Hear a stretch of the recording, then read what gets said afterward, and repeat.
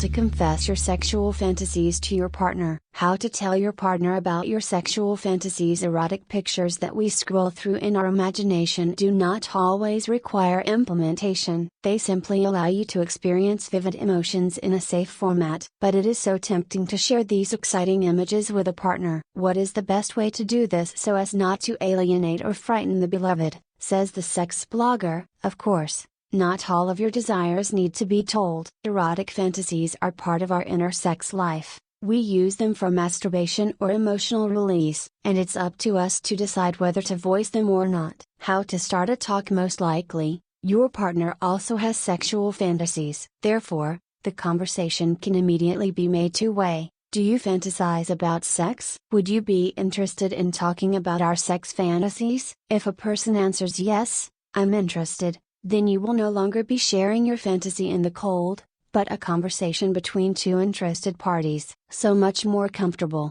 Then you can do this. Do you want me to tell you what fantasies I have, and what are yours? Or what do we like to imagine about sex? Or I want to talk about my fantasies, but I'm embarrassed, and I have a cheat question. Could you be the first to tell about some of your desires? Or do you want me to start? In general, such a picture often turns on in my head. It is convenient for someone to openly share everything, while someone is more comfortable starting from afar. For example, first discussing how people can have sex in different ways, what fetishes are in the world and who liked what during their lives.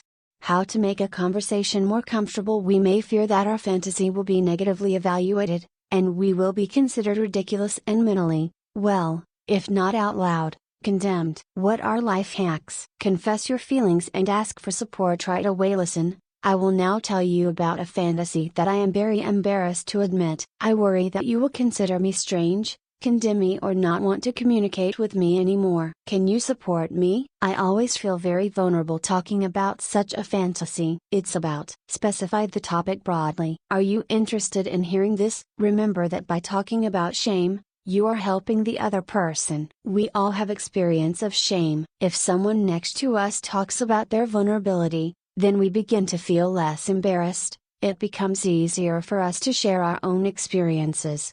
Therefore, when you tell your partner about what you are shy, you show that in your contact he can also be open. In this way, you can support the person and your mutual trust. Asking for prior consent to talk can be especially important if you suspect that your fantasy might be triggering the person. But remember that there is nothing wrong with having fantasies in and of itself. I've heard the idea of the imaginary penis from many women. Again, fantasizing about your dick and not really wanting to turn it on is okay. And I, for one, like to imagine in sex fantasies that my breasts are bigger than they are, although in real life even my first size bothers me. But if for some reason some image turns on, it means that fantasy is fulfilling its task. It excites. And this is not at all about the fact that you owe something to this fantasy.